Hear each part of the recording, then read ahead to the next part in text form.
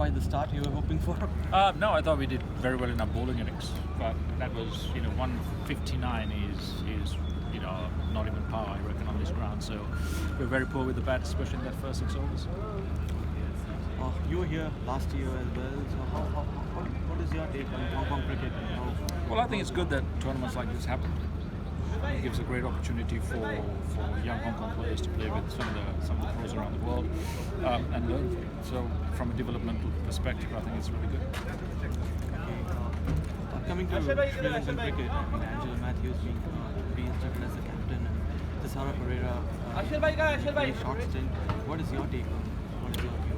Well, I think I've really been a bit out of touch with Sri Lankan cricket in that sense, but Angelo Matthews has been one of our best captains, so he's back at the helm. Got injured in the last tour. Chandimal took over from him, captained well. Tisara Pereira captained quite well. So it's really a case of we've got a new coach in now, so there'll be a bit of rebuilding, restructuring, and actually settling down to probably one captain, one definite captain, and then a proper team. Yeah, I'm sure you've already talked about the match, haven't you? Yeah. It's okay, I don't want to bother you. Okay, cool. Just one question, not controversial, but I guess talking about tournaments like this and development of cricket, what are your thoughts on the number of teams in the World T20 and the 50 over World Cup, and how you see that balancing TV value and revenue versus the development of the sport? Well, that's a really tough one. Trying to get that balance right.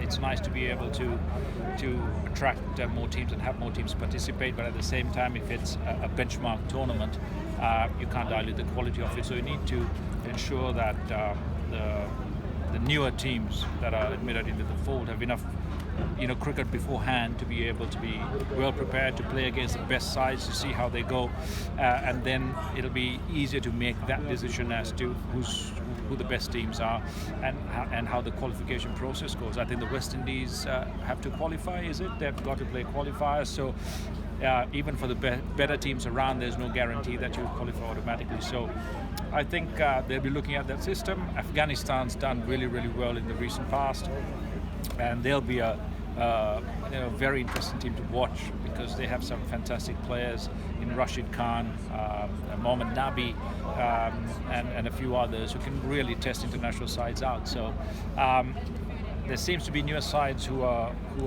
of high quality, but more will be done, I'm sure, to ensure that the rest of the ODI and T20 teams are also brought up to standard as quickly as possible. Cool, thanks. That's good. One last one, I saw your comments about a minimum test match fee to try and keep players in the countries rather than going off to franchises. How do you see I'm not trying to get too long an answer, but where do you see cricket going with the amount of T20 cricket that there is now attracting young players away from the game? Do you see still room for 3 formats of the game, or what's your sort of crystal ball, you sort of 5 and 10 years down the line? Yeah, it's very hard to say. What you can't deny is that T20 is hugely attractive, not just to players, but also to fans, and ultimately the fans that stay in the game, because if they don't come to watch, you have no stage on which to play. So it's really important, I think, to ask the fans first what they need from Test cricket, what attracts them to it, and what more can be done in that sense, rather than us telling the fans this is what's going to happen. So I think we've got to be sensitive to that.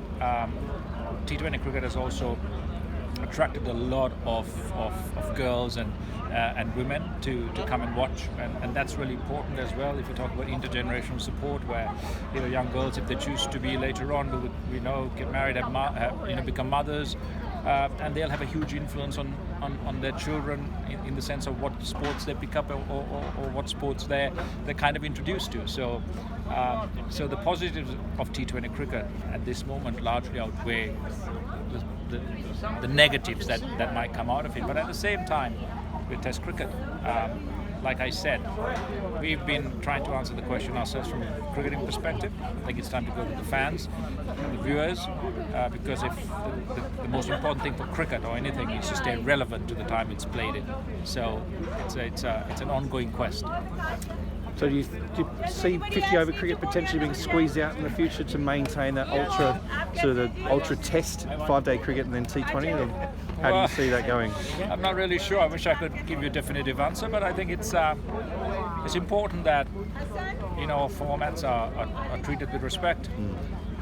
whether you want to sustain Test cricket as is and support it with the money T20 brings in, or whether you're going to reduce it by a day, or day-night crickets come in. So a lot's being done to try and answer the questions, but I think there's still a ways to go, and we need a lot more, a more inclusive, I think,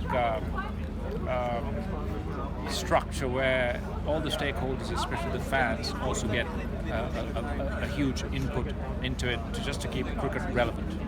Great. No, perfect. It's been an honour to watch you over many years as well. Thanks very much. No, thank you.